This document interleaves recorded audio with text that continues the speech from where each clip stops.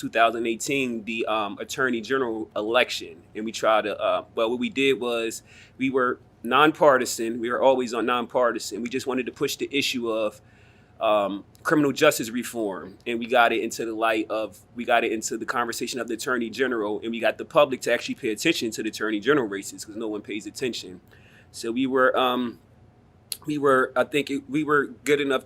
We did a good job, I believe, and we have a progressive, so we say, Attorney General Kathy Jennings, Right. who's implementing a lot of things. So that was the first half. I'm glad you said that. Kathy Jennings and I think she's doing a good job. I mean, she's listening, unlike some previous individuals that were in her seat. I think she's just more visible. She's out there. I'm not going to speak on the previous one, but I like the work that she's doing so far. What are some of the things that you think y'all have accomplished, that you've been proud of? I would say the biggest accomplishment for me is game changers. I will often go to committee meetings and see people that say, yes, criminal justice reform, we need it. They were different types of people, diverse people. I would say people say, no, we don't want it. We lock them up, throw away the key. But what I didn't see was people that were impacted in those situations, in those committee meetings, expressing how they feel about it. So what I did was, I got people that were influencers inside of Wilmington and got them to come down there. So the accomplishments that we did was we helped Senator Darius Brown get the second chance expungement bill across the finish line. We had a big signing event with Corey Priest that works over at DOJ, Governor Carney, and a bunch of other people. It was a big moment for Delaware in history. We also got a lot of the aggravated charges from a lot of the aggravated charges when it comes to people being caught with drugs in the city of Wilmington, like, the school zone, the park zone, and all those things. They were aggregated factors. You can only get those charges in Wilmington because of the way the demographic is set up. So those are a few of the accomplishments, just a few of them. We even got licensing back for, convicted felons, people that are convicted felons, so they could get HVAC jobs and all those things. I think that's, I'm really glad to hear that because I worked with the re-entry program for years under the leadership of Wendell Howe. Okay. And that was one of the things he used to always write to judges about the males or females who were unable to get their driver's license. Mm-hmm. So he said, well, if they have a job, they don't have driver's license, and that's a hindrance. It's the small stuff, as you said. Somebody get pulled over for a traffic ticket. You don't pay a traffic ticket on time. Your fine accumulates. You look up now, you have a CAPIS out. Yeah. You look up now, you have a record. Just some small stuff. And that's what we're working on now, the fines and fees thing. That's an ongoing campaign that we're doing. The Coalition of In-Debtors Prison, that's a group that's out that's really taking initiative and stopping that. So, that fight is still going on with the fines and fees and the KPS. Let me ask you, game changers, Vote Smart, Justice, what is, I know some of it, I know it started from the ACLU and now this is a subsidiary of that. Yeah.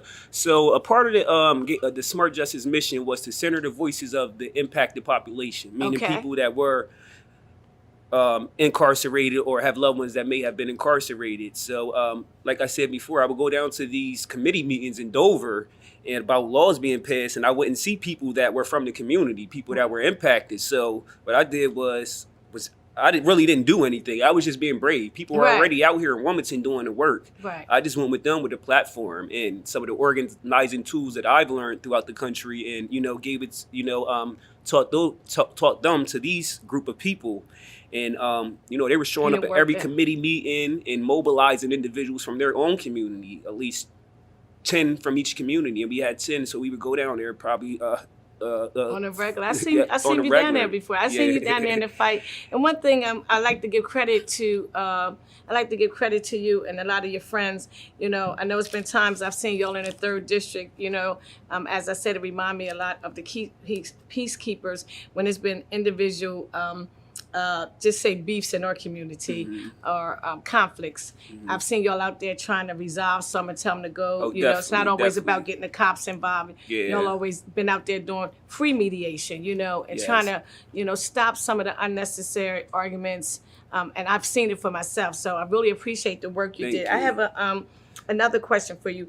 How would a person get involved if they're interested in getting involved with the Game Changers? You could just I'ma hold up email. this shirt. You could just email me at Dubard DUBARD25 @gmail.com. You want to repeat it? Dubard DUBARD25 @gmail.com.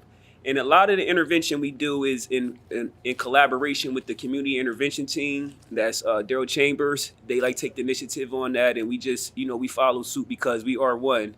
And yes, we're having solidarity walks and meetups in every neighborhood in the city because of the youth violence. Just to show solidarity between, the older, well, I would say the older people that have grown out of that street mentality, to show that support for the younger people that we are there, And I know y'all had one on the east side, and I was out of town, but I know President Hanifa Shabazz was there, and Councilwoman Harley told me that y'all had a real nice conversation with a nice group of people that was out there. And that's what's needed in our community, because there's a lot of violence out there, and it's unnecessary violence.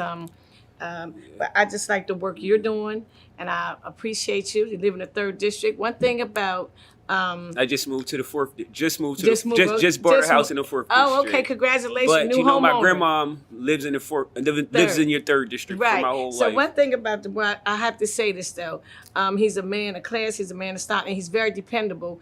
If you need some mediation done, or if you want, and he's a youth advocate, he's into like the big brotherhood. So if you have a male out there that needs a little assistance, he's this guy that can pull him to the side and talk to him and, direct him in the right direction. Because when we were growing up, we had mentors and we had people you could look up to. And it's not a lot of that anymore. A lot of guys have just got older, and the retirement move. Not that they're not still there, but, somebody has to get the... It's time to pick up the baton. Yeah, that's it's right. time Pick to up pick the the baton and handle your it. business. What would you like to say in closing? I would like to say in closing, I believe that, it starts with the community.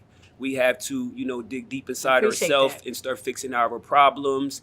And then we go to elected officials with our platform. Exactly. And they should buy into it, So everything starts with community. Look at your family, look at your block, start there. And I like that. Look at your community and look at your block.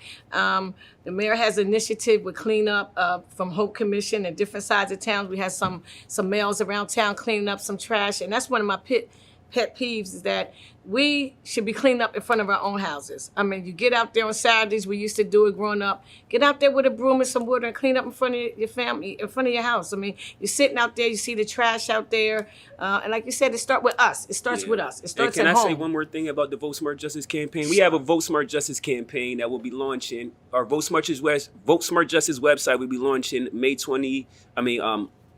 August 24th. We have gave a survey to the candidates in Wilmington, Delaware, surrounding policing reform and reimagining policing in Delaware. So it will be up. You will be able to see what your candidates are saying in your districts, your mayor, and your treasurers by Monday. So please go to Vote Smart Justice Delaware and click in. It's not up yet. We will be doing social media posts. We will have Game Changers out, giving out material around policing reform and how candidates answered the survey and the question. It will be publicized, so please stay in contact with Vote Smart Justice to be an informed voter. Vote Smart Justice campaign. If you haven't filled out your survey, you have until Monday. They're going to upload it so everyone can see how people feel about the justice system. And I'd like to thank you, Dubard, for coming on. Again, as I say, he's a straight up guy. He works hard in our community. I know when I call him, he's always there for me. And feel free to call me anytime if it's any assistance. And thanks again. And Thank you. That's Game Changers. And feel free to join.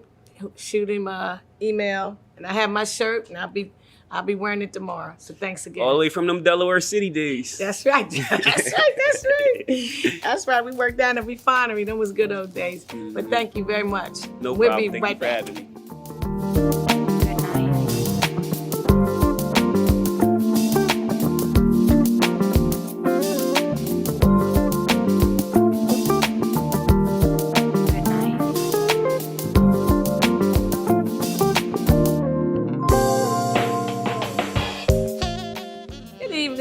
I'm Zanthia Oliver. Welcome back to Zanthia Oliver Show. I'm the councilwoman for the 3rd District, and I had a few individuals come on today just to talk about their platform and some things they're doing. But right now, I have Mr. DaWayne Sims here, who is running for treasurer for the city of Wilmington. Yes. Good evening, Mr. DaWayne. Good evening. How are you doing, Councilwoman? Fine. How are you doing? I made it, huh? Yes, Look, yes, Mama, yes. I made it. I'm from the Zanthia Oliver Show. Yeah, That's thank what's you. up. I appreciate that. That's right. I'm going to get straight to the point. Yeah, let's do it. What are some of the things, what's some of your experience that you have in order to become, that you would like to become treasurer of the city of Wilmington? Certainly. No, I'm glad, first and foremost. I feel fortunate and thankful that you've taken the time to invite me on the show. Sure. I do appreciate it.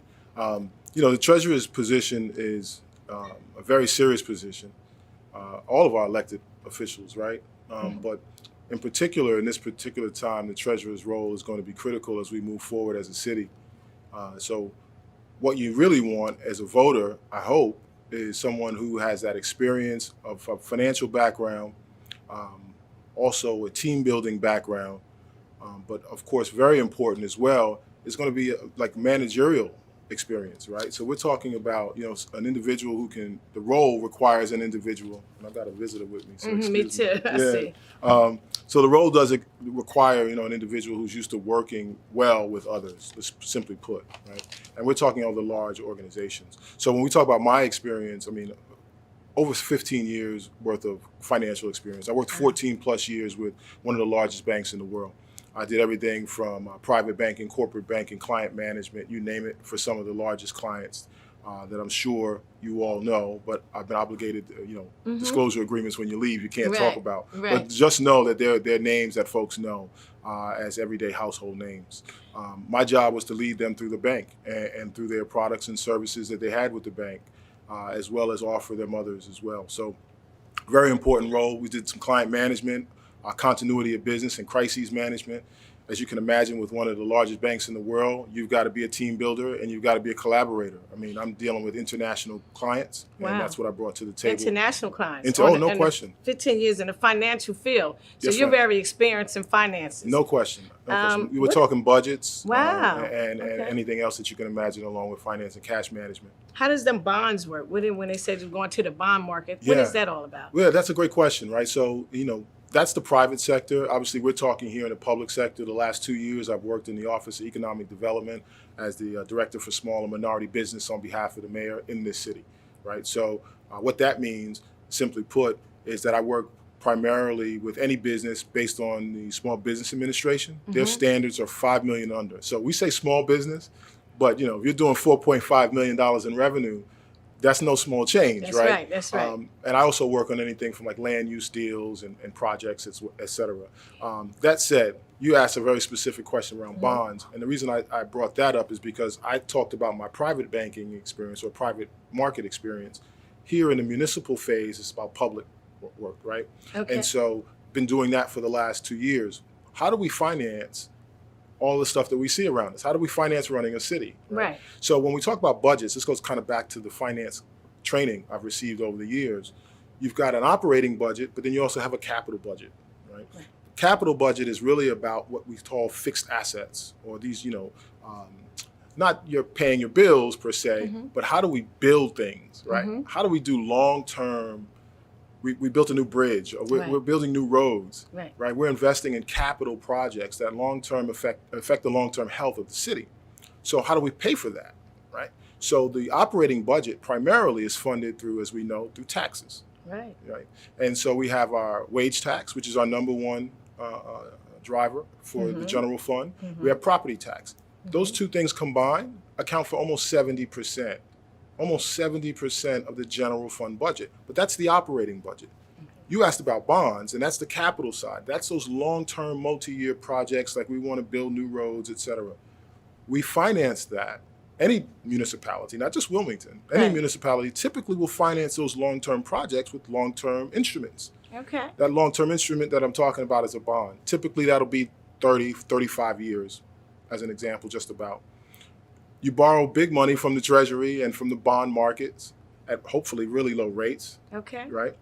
That's the management piece, and you have to have the relationships and the rating as a city, this municipality to I'm get glad that you good mentioned. rating. I'm glad you mentioned that about relationships. So Mm-hmm. you've been in the finance business for 15 years. I'm sure you know a lot of people out there. I've been at blessed, the city. yes. You've been very blessed. Yes. And I hear you talking your stuff, so you know what you're talking about. Yeah, yeah. Oh, no And question. I know a little bit, but I'm like, oh, now he's getting a little deep there. That's all right. But I would like to thank you for in your position in economic development for helping out Jesse and James on the east side, Yeah. which is one of the longest minority businesses on the east side That's where right. I live. So I had Jesse come and his family meet with me and sit down and talk to Mr. Sims, and they were approved to get the Jesse and James barbershop remodeled. So if you ride past there, Jesse and James hasn't had a upgrade in over, I guess, 30 since they've been there, since they been a while, relocated right? there, That's right. and it really looks good out there. And I was glad that More Ways was able to do that. Another minority contractor. That's right. They're in our DBE program for the city, the program I manage out of the office. Right. That's right. So, and we're on. That was phase one, and now we're trying to work on phase two, where the mayor of the city of Wilmington, thanks to your office and the work you do, we're going to remodel the inside, and that barbershop can really use it. So I really appreciate My pleasure. your assistance in working with that team, and and it's difficult because they've never been through the process, and you're trying to walk them through it Yeah. because some people just don't know what to do. That's a huge part of what we do in the Office of Economic Development, right? What you're talking about is a component of economic development entitled technical assistance, right? And I talk about this in our budget hearings. You've seen me in my budget hearings before council. It's a huge part of working in any business, but in particular when we start talking about minority-owned businesses, no question, right? We've been at a disadvantage, minority businesses, for a long time. We all know that, right? And for a number of reasons, systemic and otherwise. Correct. Right? So when we start talking about systemic change, right, or building capacity for minority-owned businesses to help level the playing field, one of the ways we do that is through technical assistance. How do we build relationships and connect bridges, right? Build bridges and connect relationships, I should say, for individuals who haven't had that before. That technical assistance That's right. that we don't know about. That's right. Well, so it's more than just about the programs that are available. I'll give it to you this way. And I love this saying, something I Right. came up with a little while ago, right? There's folks who, feed people fish. There's folks who teach people how to fish. And then there's another level that folks rarely talk about, and that is you got to also show people where the fish are. Right. Right? I mean, where can I catch my fish, right? That's right. I can give you some, and I can teach you how, but at some point you need to know where to go catch them as well. And the technical assistance is a big part of that. I remember one time a friend of mine, Lena, on Shipley Street, you was down there giving her advice. I that's mean, right. did she ever follow through? I mean, sometimes question. you can tell she did follow through. And she Was has. she's trying And to. So folks may know she's over there on Shipley, right on downtown. One of our longest standing black businesses downtown. yeah, she's as been there well. for years, and she right? really needs. I think she said she was missing that technical assistance. That's so right. hopefully someone is giving her that technical assistance, and hopefully she's following up, because sometime in your field, I heard people say they come there and then they don't follow up, but Yeah. it's no fault of yours because we have to follow up. I mean, listening to a lot of small businesses, grants, and it's a lot of grants and money available, but we don't take advantage of it. That's right. And some people complain, but they don't follow up. Listen, it's all about being proactive, right? It's about Okay. action. We have Okay. to take action. So we can talk about whatever we want to talk about. And this kind of goes back to what we talked about just a moment ago around bonds. Right. There's a lot of folks who talk about doing the work of people, the people, right? The fact of the matter is that you have to be in this city, if you want to help folks, if you want to help people, everyday folks, you've got to be about business. The two go hand in hand. I just said a moment ago, right? The number one driver for revenue in this city are wage taxes. It's wage taxes, right? And those wage taxes come from businesses, Yeah. right? So the number one way to help any community, Yeah, any community, Right. you need some businesses. you need business activity. We need commerce. Excuse me, that's my friend again. Uh-huh. So we need, and by the way, just so folks understand, wage taxes are derived from people who work in the city, but they're also for any people who may not work in the city but live in the city, Right. right? So we need jobs, That's right. we need businesses, and we also need places for people to live. That's right. So we need to also develop our neighborhoods as well and continue to build out this city, right? This is all interconnected is the point. Some folks may try to present the issue like it's this or that. Yeah. It's and. It's an and scenario, an and problem, and we've got to fix that. Well, I'm really proud of the city of Wilmington, Delaware. I mean, I'm proud to be living. I'm proud to be a Wilmingtonian, and I'm proud to live in Wilmington, and I'm proud of the downtown area. Yeah. I mean, because it's helping me for my taxes not That's to right. increase, and the mayor hasn't increased their taxes in this last budget. That's right. And I'm happy about that, and I'm happy to see businesses coming to the city of Wilmington. I mean, I have a lot of friends saying, friends are moving here. Wilmington's the place to be. I mean, I hear a lot of people say, I mean, it's negative wherever you go, but No question. we're not so bad, believe me, compared no. to some places. I mean, I'm not going to talk about the different places, but Yeah, don't do that. So I'm not Don't going do to do that to that. 'em. But I mean, I think Wilmington is doing pretty good. So unless we want it to look like certain towns, we want people to come downtown and take advantage of the restaurants, and we want businesses to come here. I go down there. I like the Stitch House. I That's mean, right. I like the Stitch Stitch House House Brewers at are great. Chelsea's. Yeah. I was just down the riverfront with Councilwoman Harley down to Big Fish. That's right. It's a lot of things And going then, on. and in then if I Wilmington. may, we also have minority-owned businesses too, right? That are smaller than that. Let's talk about some of the minority businesses That's just my down pleasure. the riverfront. Go ahead. Indeed, because you mentioned a couple clients that some of the larger and longer Right. standing clients. I've worked with them as well, and I'm proud to say that, right? Because again, I know what the big picture is. The big Right, picture because you're is right there. is wage taxes Wage and property taxes, right? What's the sister's name that just moved down the riverfront? What is it? A smoothie drink? What is that? So that's the juice joint. I was actually going to mention them. Oh, good. I Two haven't been there sisters, yet. Renee and Lanice. I want to Okay. give them some shout out as well because they contacted our office. Our office helped support them getting into that building as well Okay. with some of their fit out costs, etc. Again, traditionally an inhibitor for any business to try to start up, which is the what? And I say fit out costs. I'm using these terms, but we're talking about actually, structuring the building to be able to support their business. Right? What's the other minority business?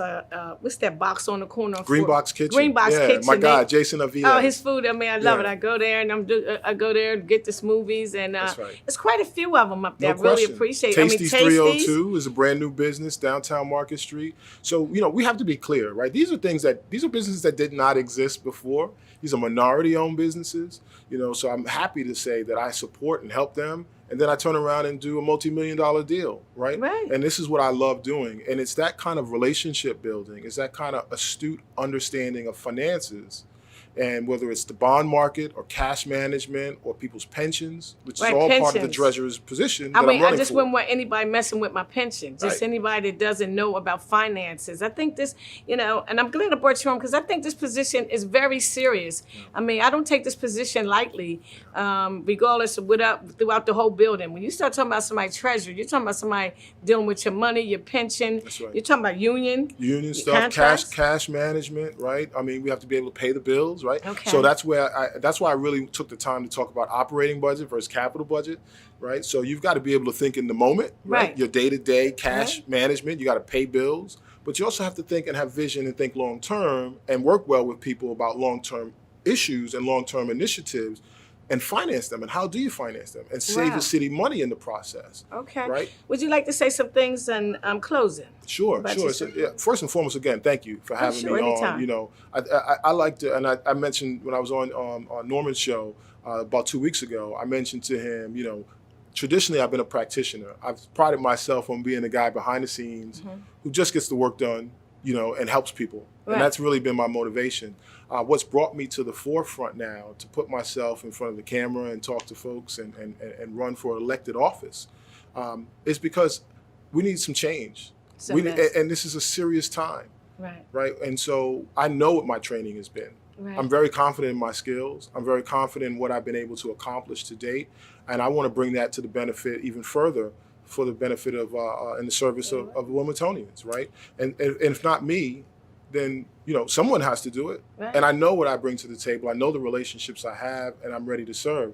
I also have two not small anymore. Right. They'll argue with me. But I have two children. I have two Right. beautiful daughters. Right. Right? And I want to be an example for them. Right. And I'll say this in closing. Oftentimes you hear people say, they did this or they're about to do that. And I always say to myself, who's the they? Right? The they is we. Yeah, today it's us. Right? This is our city. And so I want my children to understand that as well, that you can take charge, you can put yourself out there, and you can be exactly the change you want to see in your community and beyond. Well, Thank you for coming on to Zanthia Oliver Show. Sure, my and we pleasure. have another show coming up next. So stay tuned. Don't turn the channel. And thank you for coming on, Mr. Always a Sims. pleasure. And you Thank you keep very up the much, good work. Councilwoman. I really Thank you. appreciate you. My pleasure. Thanks again for watching the Zanthia Oliver Show. Thank you.